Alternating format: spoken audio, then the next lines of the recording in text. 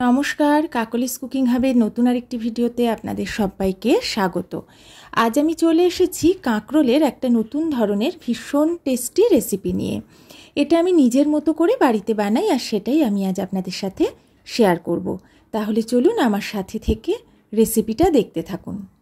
এখানে আমি 5টা কাঁকরোল নিয়েছি। কাঁকরোলগুলোকে আমি প্রায় 15-20 মিনিট জলে ভিজিয়ে রেখেছিলাম, কারণ কাঁকরোলের এই কাঁটা অংশটায় কিন্তু অনেক ময়লা ঢুকে থাকে।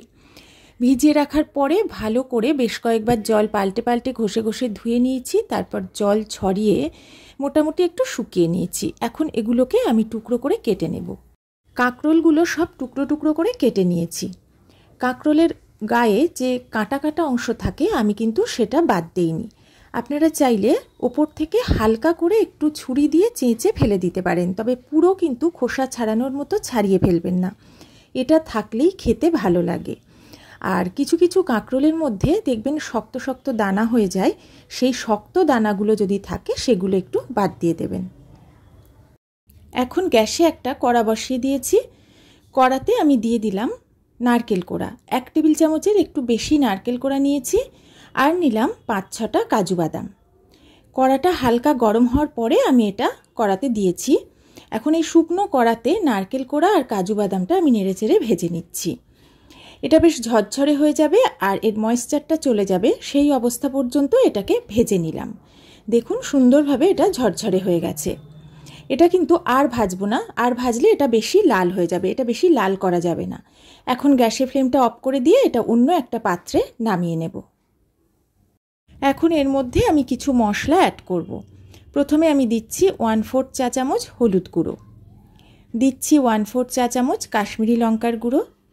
আপনারা যদি ঝাল শুকনো লঙ্কার গুঁড়োটা খান তাহলে আপনাদের স্বাদ মতো সেটা এখন অ্যাড করে দেবেন। এবারে আমি দিলাম ছোট 1 চা চামচ ভাজা জিরের গুঁড়ো। এখন আমি এর মধ্যে দিয়ে দেব গুঁড়ো চিনি, 1/4 চা চামচ গুঁড়ো চিনি দিলাম। এবার আমি এর মধ্যে দিয়ে দিচ্ছি ভাজা ধনের গুঁড়ো ছোট 1 চা চামচ। জিরে আর ধনে আলাদা আলাদা শুকনো কড়াতে আমি ভেজে নিয়ে গুঁড়ো করে নিয়েছিলাম। আর দিলাম 1/2 চা চামচ লবণ। এখানে নিয়েছি সম্পূর্ণ জল ঝরানো 1.5 টেবিল চামচ টক দই। দইটা অল্প জল দিয়ে খুব ভালো করে ফ্যাটিয়ে নিয়েছি।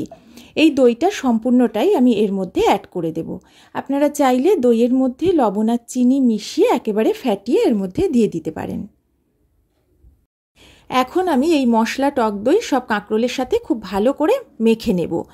হাত দিয়ে ভালো করে ঘষে ঘষে এটা মাখতে হবে, যাতে সব কাঁকরোলের টুকরোর গায়ে মশলা টক দই লেগে যায়। এইভাবে মাখিয়ে নেওয়ার ফলে কিছুক্ষণ পরেই জল ছেড়ে দেবে আর কাঁকরোলটা নরমও হয়ে যাবে একটু, আর সব মশলা টক দই কাঁকরোলের মধ্যে ঢুকেও যাবে। খুব ভালো করে আমি মাখিয়ে নিলাম। এখন ঢেকে 10 মিনিট রেখে দেব। নারকেল আর কাজু ভেজে নামিয়ে নেওয়ার পরে কড়াটা ভালো করে পরিষ্কার করে আমি এখন আবার গ্যাসে কড়াটা বসিয়ে দিলাম। কড়াতে আমি তেল দিলাম 1.5 টেবিল চামচ মতো। এই রান্নাটা আমি হোয়াইট অয়েলে করছি, আপনারা চাইলে সর্ষের তেলে করতে পারেন, আর আপনারা যদি চান তাহলে তেলের পরিমাণটা আর একটু বাড়িয়েও দিতে পারেন। এর মধ্যে তেলটা ভালো করে গরম করে আমি ফোড়ন দিয়ে দিলাম গোটা গরম মশলা, লবঙ্গ, এলাচ, দারচিনি আর 1/2 চা চামচ গোটা জিরে। ফোড়নটা কয়েক সেকেন্ড আমি প্রথমে ভেজে নিচ্ছি। এটা একটু ভেজে নেওয়ার পরে আমি এর মধ্যে দিয়ে দিচ্ছি একটা শুকনো লঙ্কা। এখন নেড়েচেড়ে ঢাকা দিয়ে আমি 30 সেকেন্ড এটা ভাজবো। ঢাকাটা তুলে নিয়েছি, মশলাটা থেকে খুব সুন্দর গন্ধ বেরোচ্ছে। এখন আমি এর মধ্যে দিয়ে দিচ্ছি 1 চা চামচ আদা বাটা। আদা বাটাটা দিয়ে কয়েক সেকেন্ড আমি ভেজে নেব। আদাটা কিন্তু খুব বেশিক্ষণ ভাজার দরকার নেই। অপরদিকে আমি 10 মিনিট কাঁকরোলটা ম্যারিনেট করে রেখেছিলাম। এই ম্যারিনেট করে রাখা কাঁকরোল থেকে শুধু কাঁকরোলগুলো তুলে নিয়ে আমি তেলের মধ্যে দিয়ে দেব। মশলাটা কিন্তু এখন দেব না, মশলাটা আমি পরে রান্নায় ব্যবহার করব। পুরো কাঁকরোলটা এর মধ্যে দিয়ে দেওয়ার পরে গ্যাসের ফ্লেম লো টু মিডিয়ামে করে এটাকে বেশ কিছুটা সময় ভেজে নেব। প্রথমেই কিন্তু গ্যাসের ফ্লেম আমি লো করে দেব না বা ঢাকা দেব না, তাহলে এর থেকে তাড়াতাড়ি জল ছেড়ে দেবে, কাঁকরোলটা কিন্তু ভালোভাবে ভাজা হবে না। আর আপনারা চাইলে ম্যারিনেট করার সময় আদা বাটাটা দিয়েও মাখিয়ে নিতে পারেন, তবে আমি এই সময় আলাদাভাবে ভেজেই আদাটা রান্নায় ব্যবহার করি। 5 মিনিট মতো আমি মিডিয়াম ফ্লেমে কাঁকরোলটা মশলার সাথে ভেজে নিলাম। খুব ভালোভাবে ভাজাটা হয়ে গেছে। এখন আমি ঢাকা দিয়ে গ্যাসের ফ্লেম লো করে কিছুটা সময় রান্না করব। আর মাঝে মাঝে কিন্তু ঢাকা তুলে একটু নেড়ে দিতে হবে। 5 মিনিট লো ফ্লেমে ঢাকা দিয়ে ভালো করে ভেজে নিলাম। মাঝে একবার আমি এটাকে নেড়ে চেড়েও দিয়েছি। খুব ভালোভাবে ভাজা হয়ে গেছে, কাঁকরোলটা ভালোভাবে মশলার সাথে মজে এসেছে, অনেকটা কমেও গেছে আর একটু নরমও হয়ে গেছে। আমি যে পাত্রে কাঁকরোলটা ম্যারিনেট করেছিলাম সেই পাত্রে বেশ কিছুটা মশলা ছিল, তার মধ্যে একটু জল দিয়ে ভালো করে গুলে সেটা আমি পুরোটাই এর মধ্যে দিয়ে দিলাম। এখন ভালো করে এটা কাঁকরোলের সাথে মিশিয়ে নেওয়ার পরে গ্যাসের ফ্লেম লো করে ঢাকা দিয়ে বেশ কিছুটা সময় রান্না করব, যাতে দইয়ের কাঁচা ভাবটা একদম চলে যায় আর খুব সুন্দরভাবে সব কিছু ভাজা ভাজা হয়ে যায়। এদিকে একটা ছোট মিক্সির জার নিয়ে নিয়েছি। আমি যে নারকেল আর কাজু বাদাম ভেজে রেখেছিলাম সেটা ঠান্ডা হয়ে গেছে, সেটা পুরোটাই আমি এই জারের মধ্যে নিয়ে নিচ্ছি। এটা পুরোটা জারের মধ্যে ঢেলে নেওয়ার পরে আমি এই শুকনো অবস্থায় এটাকে মিক্সিতে একবার ঘুরিয়ে নেব, তাহলে কাজু বাদামটা বেশ ভালোভাবে কিন্তু গুঁড়ো হয়ে যায়। এখন এর মধ্যে অল্প পরিমাণে একটু জল দেব, দিয়ে এটার একটা মিহি পেস্ট তৈরি করে নেব। 5-6 মিনিট লো ফ্লেমে ঢাকা দিয়ে আমি এটাকে ভাজা ভাজা করে নিলাম। সব কিছু খুব ভালোভাবে কষানো হয়ে গেছে, দইয়ের কাঁচা গন্ধটাও একদম চলে গেছে আর কাঁকরোলটা কিন্তু আরও বেশ একটু নরম হয়ে গেছে। আমি যে নারকেল আর কাজু পেস্ট বানালাম সেটা আমি এখন এর মধ্যে দিয়ে দিচ্ছি। এটা দিয়ে প্রথমে গ্যাসের ফ্লেম লোতে রেখেই খুব ভালো করে মিশিয়ে নেব। এটা মিশিয়ে নেওয়ার পরে আবারও বেশ কিছুটা সময় এটাকে আমার কষাতে হবে, সেই কারণে গ্যাসের ফ্লেম লোতে রেখেই আমি এটাকে ঢাকা দিয়ে মিনিট 2 রান্না করে নেব। 2 মিনিট মতো ঢাকা দিয়ে এটাকে রান্না করে নিলাম। ঢাকাটা তুলে নিয়েছি, খুব সুন্দরভাবে কষানো হয়ে গেছে, বেশ মিষ্টি একটা গন্ধ বেরোচ্ছে, সব কিছু ভালোভাবে ভাজা হয়ে গেছে আর কষাতে কষাতে কাঁকরোলটা কিন্তু প্রায় 80% সেদ্ধও হয়ে গেছে। এখন আমি এর মধ্যে দিয়ে দিচ্ছি পরিমাণ মতো গরম জল। খুব বেশি জল এতে লাগবে না, কারণ এটা কিন্তু গ্রেভি হবে, ঝোল হবে না। আর কাঁকরোলটা যতটুকু সেদ্ধ হতে বাকি আছে সেই সেদ্ধ হওয়ার মতো জল দিলেই হবে। ভালো করে মিশিয়ে নেওয়ার পরে আমি এর মধ্যে দিয়ে দিলাম 2টো চেরা কাঁচা লঙ্কা। এবারে গ্যাসের ফ্লেম হাই করে প্রথমে ফুটিয়ে নেব, তারপর গ্যাসের ফ্লেম লো করে ঢাকা দিয়ে এটাকে কিছুক্ষণ রান্না করব।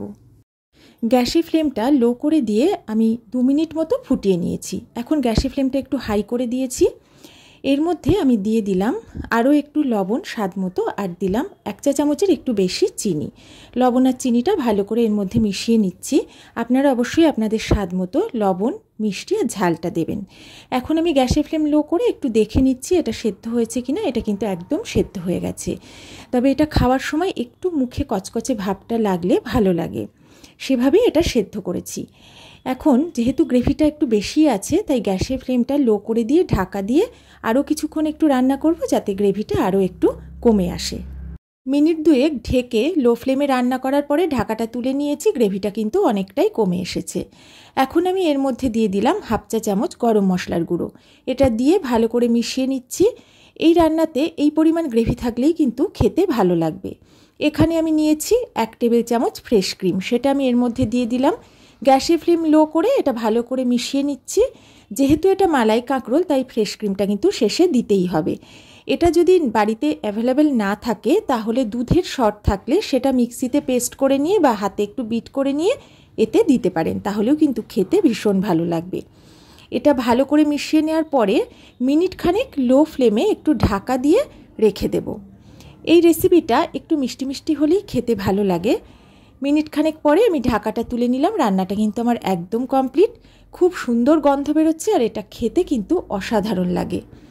এবার একটু ভালো করে মিশিয়ে নিয়ে গ্যাসের ফ্লেমটা অফ করে দেব, দিয়ে ঢাকা দিয়ে মিনিট 2 রেখে গরম গরম পরিবেশন করে দেব। নিরামিষ মালাই কাঁকরোল খাওয়ার জন্য একদম রেডি। রুটি, লুচি, পরোটার সাথে এটা খেতে যেমন অপূর্ব লাগে, ভাতের সাথে খেতেও কিন্তু ভীষণ ভালো লাগে। যদি আমার রেসিপিটা আপনাদের ভালো লাগে, অবশ্যই বাড়িতে বানিয়ে খাবেন আর আমাকে জানাবেন কেমন লাগলো। আর আমার ভিডিওতে একটু লাইক, কমেন্ট করে দেবেন, একটু শেয়ার করে দেবেন। তাহলে আজকের মতো বিদায় নিচ্ছি। সবাই ভালো থাকবেন, সুস্থ থাকবেন।